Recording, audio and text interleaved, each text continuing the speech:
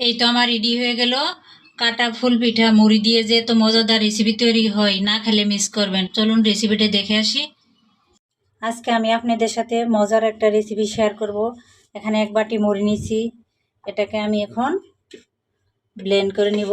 Blender জারে রেখে অনেক মজাদার একটা রেসিপি বানাবো।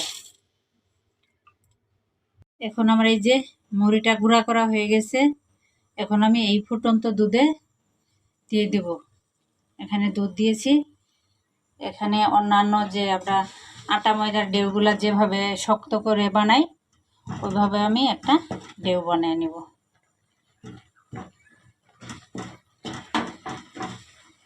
এখানে কিন্তু এক বাটি মুড়ি দিয়ে হয় নাই, আরও হাফ বাটির মতো লাগছে।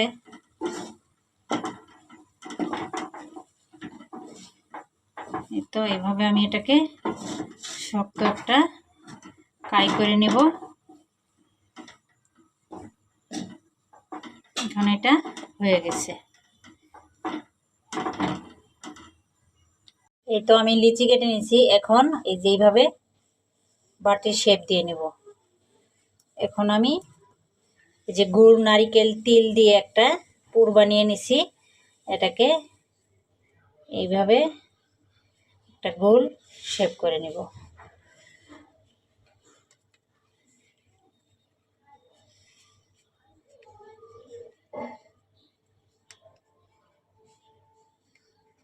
এখন খুব সহজভাবে শেপ দিয়ে নেব চাকু দিয়ে।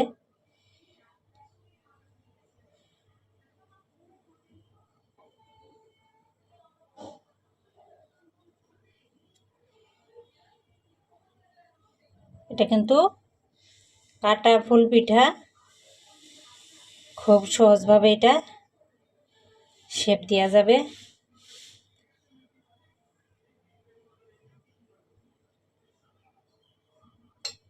এই তো আমি শেপ দিয়ে নিলাম। এখন এটাকে হাত দিয়ে এইভাবে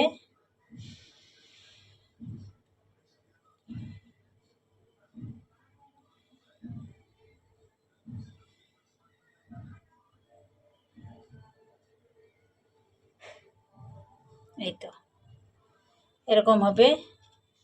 এই তো দেখতেই পারছেন কত সুন্দরভাবে সহজভাবে আমি শেপ দিয়ে নিয়েছি।